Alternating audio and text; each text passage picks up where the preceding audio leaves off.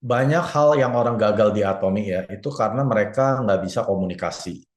Jadi ada satu buku yang saya baca, yang saya wajibkan ya, kalau kita mau bisa bisa berkomunikasi dengan baik, baca buku How to Talk to Everyone, bagaimana berbicara kepada semua orang. Nah, saya akan ringkas saja. Ini ada 12 poin dari buku tersebut ya. Karena keterampilan berbicara dengan siapa saja adalah kunci untuk membuka pintu peluang, membangun hubungan, dan meraih kesuksesan dalam hidup ya. Jadi saya pernah ingat satu pepatah, dia bilang gini, orang nggak akan tahu betapa pintar otak kita sampai kita membuka mulut kita. Artinya Anda orang jenius sekalipun, kalau Anda nggak bisa komunikasi, orang nggak ada yang tahu Anda orang jenius. Ya. Jadi hal pertama yang Anda harus kuasai adalah jadilah pendengar yang baik. Dengarkanlah dengan tulus, jangan memotong pembicaraan, dan tunjukkan minat pada apa yang dikatakan orang. Ya. Jadi waktu kita membuka pembicaraan, jangan Anda yang bicara dulu. Anda lemparkan pertanyaan-pertanyaan supaya orang ini keluar apa yang mau mereka bicarakan. Lalu Anda dengarkan dengan tulus, ya, dan tunjukkan minat Anda. Contoh, kalau Anda sedang berbicara dengan orang, orang ini sedang ngomong, Anda jangan main handphone. Pada saat Anda sudah pegang handphone, orang ini akan berasa Anda sudah nggak dengerin dia. Padahal Anda kupingnya mungkin dengerin, tapi matanya ke handphone ya. Walaupun handphone Anda taruh di meja pun dengan madep ke atas, ini juga sama. Karena sewaktu-waktu layar nyala, mata Anda akan ke sini. Berarti Anda bukan pendengar yang baik. Mau Anda balikan sekalipun, itu kan kadang bisa bergetar. Nah, konsentrasi Anda akan hilang. Yang benar adalah handphone Anda tidak boleh tunjukkan di meja. Ya, Anda taruh di tas, Anda taruh di kantong, jadilah pendengar yang baik, fokus mendengarkan dengan tulus. Ya. Hal kedua adalah tunjukkan ketertarikan dengan tulus. Orang paling suka membicarakan dirinya sendiri. Tanyakan pertanyaan dan dengarkan dengan antusias. Ya, jadi jangan cerita tentang apa yang Anda inginkan, Anda yang kerjakan, ya Anda hobinya apa yang Anda tertarik dengan hal apa Anda ceritain terus ya. Orang nggak suka dengan itu. Jadi kalau Anda mau berbicara komunikasi dengan baik, Anda tanya ke mereka apa yang mereka suka, Anda dengerin. Tapi Anda dengerin dengan antusias. Antusias artinya Anda pengen tahu lebih banyak lagi, ya. Nggak cuma basa-basi. Biar dia ngomong, Anda cuma supaya dia ngomong, saya lemparin pertanyaan, tapi Anda sebenarnya nggak dengerin. Anda lagi mikirin PV. Aduh, entah PV ini masih kurang nih. Jangan ya, Anda harus dengan antusias tanya, oh kalau begitu berarti kamu begini ya, oh begitu bagus ya. Dia akan senang, dia akan cerita lagi, cerita lagi, cerita lagi. Ya. Poin yang ketiga adalah gunakan nama mereka. Nama adalah kata yang paling indah bagi seseorang. Gunakan nama mereka dalam setiap percakapan. Ya, jadi Anda setiap ketemu orang ingetin nama mereka. Memang nggak gampang untuk orang-orang yang nggak bisa ingat nama. Saya juga dulu awal seperti itu. Tapi setelah itu ya, misalkan namanya Andi gitu ya. Wah Andi hebat banget ya. Wah kalau Andi ini bisa begini-begini ya, bisa jadi SM misalkan Andi pasti gini. Nah, waktu kita ucapkan nama dia, dia tuh seneng ya. Berarti dia kayak dihargain gitu. Tapi kalau kita ngomongnya Andi, waktu Anda begini, nanti Anda begini, pakai Anda begini, kamu begini. Dia juga kurang, ya nggak perlu setiap kali nama Andi lah misalkan. Tapi dalam setiap berapa menit, sebut nama dia, Andi. Wah, ntar ngomong lagi, Andi. Dia tuh seneng. Karena buat mereka, nama mereka tuh sesuatu yang paling indah yang mereka dengar namanya sendiri. Ya, karena kita paling jarang dengar nama kita sendiri kan. Kita sebut nama orang, tapi orang jarang sebut nama kita. Karena nama itu yang paling jarang disebut dalam satu hari. Percaya saya, berapa sering kita dengar nama kita sendiri dalam satu hari? Mungkin nggak sama sekali. Tapi pada saat kita bercakap dengan orang, ya kita sebut nama dia dalam 3 menit sekali, ya orang itu akan ingat sekali dengan kita dan mau ngobrol lebih banyak dengan kita. Ya. Lalu hal yang keempat berikutnya, berikan pujian yang tulus. Pujian yang tulus dapat membuka hati seseorang dan menciptakan hubungan yang positif. Ya. Jadi pujian ini bukan menjilat gitu ya. Wah, lu hebat ya, lu begini, oh, itu menjilat. Pujian itu harus tulus ya. Anda betul-betul sincere ya, dari dalam hati, Anda betul-betul berbicara mengungkapkan sesuatu yang positif dari diri dia, ya. Kalau dia memang bagus ya Anda bilang, "Wah, hebat lu kamu bisa dapat PV hari ini." Saya sih kayaknya bingung gitu ya. Kalau saya udah kebingungan gimana kamu bisa dapat 1 juta PV dalam misalnya 2 hari gitu ya. Gimana kamu bisa closing Hemohim 4 box? Wah, itu hebat sekali. Buat saya sih itu luar biasa gitu ya. Nah, berikan sesuatu pujian yang tulus. Yang kelima adalah temukan titik kesamaan. cari hal-hal yang kalian ingin miliki bersama untuk membangun kedekatan dan kenyamanan ya. Jadi Anda harus cari apa yang Anda bisa kerjakan bersama-sama dengan enjoy, dengan nyaman gitu ya. Misalkan Anda bikin home party ya, gabungan dari tim Anda dan Anda misalkan oke, kayaknya kamu nyaman di bagian presentasi produk, saya di bagian demo produk. Nah, Anda temukan titik kenyamanan ini ya. Kalau dia nggak nyaman di presentasi, jangan suruh dia presentasi. Anda kerjakan hal yang dia nggak nyaman supaya dia bisa mengerjakan hal yang buat dia nyaman. Sampai ada satu titik di mana nyaman, akhirnya Anda bisa melakukan hal yang lebih banyak bersama-sama. Ya, bangun kedekatan dan kenyamanan bersama. Dan yang keenam adalah gunakan bahasa tubuh yang positif. Senyum, kontak mata, postur yang terbuka, dan anggukan-anggukan kecil dapat membuat orang lain merasa nyaman.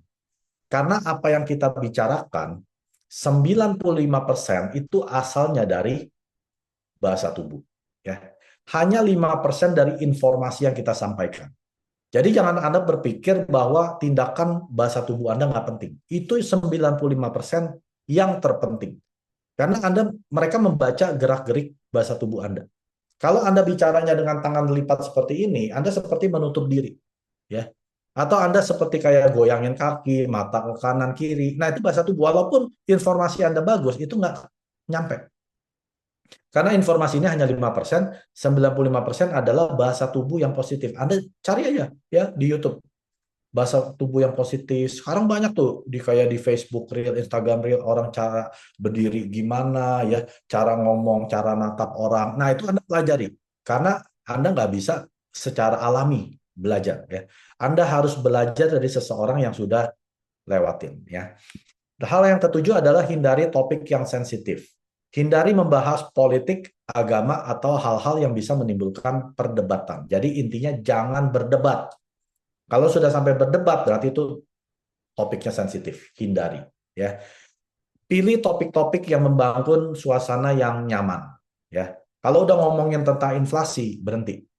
Ngomongin tentang pemerintah, berhenti. Ya, nggak ada gunanya.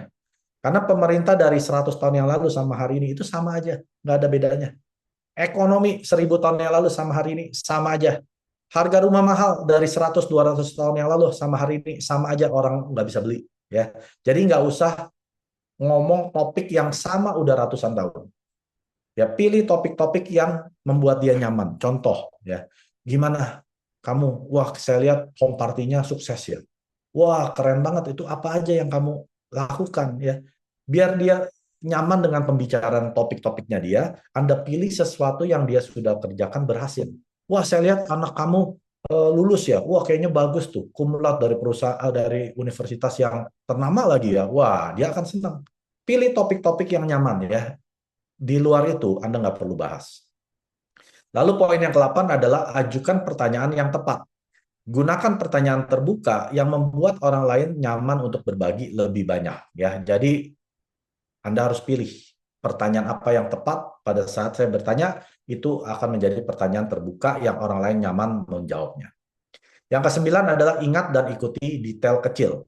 Ingat detail kecil dari percakapan sebelumnya dan tanyakan kembali, ini menunjukkan perhatian. Ya, misalkan pertemuan terakhir dia cerita tentang dia berobat ke dokter, lalu Anda ketemu lagi minggu depannya. Anda tanya, gimana hasil kemarin check up-nya bagus gak? Nah, dia senang tuh.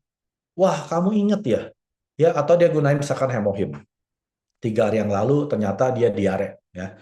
Anda pas ketemu dia lagi, gimana? Setelah kamu minum hemohim diare, udah stop loh. Iya lu stop lu. Ternyata hemohim itu ada ya healing krisisnya nggak gitu lama, tapi setelah itu saya udah nggak diare lagi. Nah, hal-hal detail kecil ini kelihatannya sih sepertinya nggak terlalu signifikan, tapi setelah Anda tumpuk-tumpuk-tumpuk 3 percakapan, Anda ingat detail-detail kecil, orang ini akan berasa Anda peduli sama dia. Ya, maka dia akan lebih banyak mau terbuka dengan Anda. Yang poin ke-10 adalah buat orang lain merasa penting. Hargai pendapat mereka, hormati waktu mereka, dan tunjukkan bahwa mereka berarti. Ya, contoh membuat orang lain merasa penting adalah datang waktu tepat. Ya, jangan telat. Kalau udah bikin janji, tepatin waktu. Kalau bisa 5 menit udah nungguin dia. Jangan dia udah nunggu, Anda baru datang, kucuk-kucuk, sorry telat. Nah, Anda bikin orang itu nggak penting. Ya, atau kalau dia lagi ngomong, ya, kayak tadi saya bilang, simpan semua alat-alat yang bisa mengganggu konsentrasi Anda, terutama handphone. Jadi pada saat Anda nggak punya handphone di meja, Anda bikin orang ini merasa penting. Ya, mungkin dia bukan orang kaya, tapi pada saat Anda membuat dia penting, dia akan merasa, wah, ini dia dihargai oleh Anda. Ya. Lalu yang ke-11 adalah jadilah diri sendiri. Keaslian menarik orang lain. Jangan berpura-pura menjadi seseorang yang bukan diri Anda.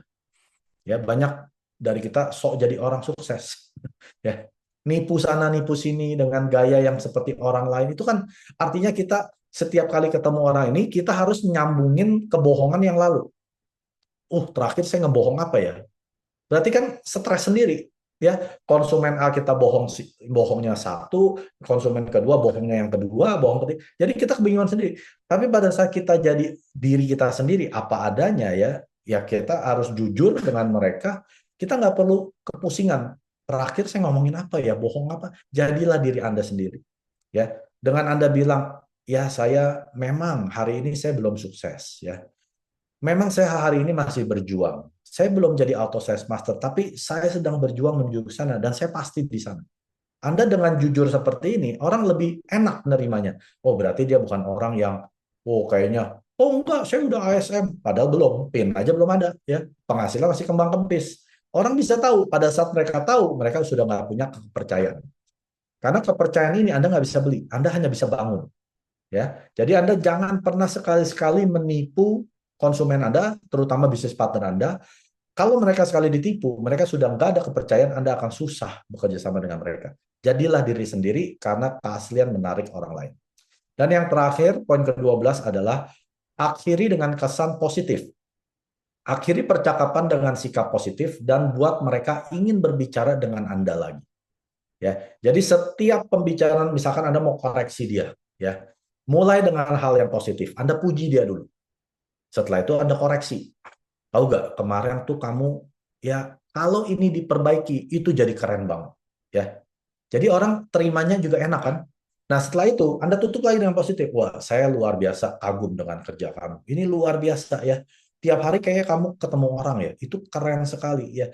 Jadi setelah kita mengkoreksi, jangan ditutup dengan ya lu memang susah, orangnya tuh memang susah diajarin, nggak bisa dikasih tahu, udah dikasih tahu. Itu kan hal yang negatif. Jadi dia nggak mau ketemu Anda lagi. Tapi kalau Anda tutup dengan hal positif, yang tadi kita udah koreksi, misalnya, wah kalau kamu bisa perbaiki itu kayaknya keren banget, coba kamu bikin ini dengan langkah lagi nih, nanti Anda tutup dengan hal positif, kamu kalau bisa kerjain ini, saya rasa dalam 3 bulan kamu bisa jadi ASN. Dia makin pengen ketemu Anda lagi, gimana ya caranya ya. Jadi ini adalah 12 poin yang Anda harus mahiri. Tidak ada orang yang lahir dengan semuanya, termasuk saya juga belum mahir semua ya. Tapi karena saya membaca buku ini dan saya mau bagikan, ada 12 poin utama dari buku How to Talk to Everyone yang Anda harus mahiri. Karena tidak penting betapa pinternya Anda, betapa jeniusnya Anda, kalau mulut Anda nggak bisa komunikasi yang baik, orang nggak ada yang tahu betapa jeniusnya Anda. Jadi sekali lagi, tidak ada orang yang tahu betapa pintarnya Anda pada saat mulut Anda dibuka dengan komunikasi yang baik. 구독, 좋아요 눌러주세요.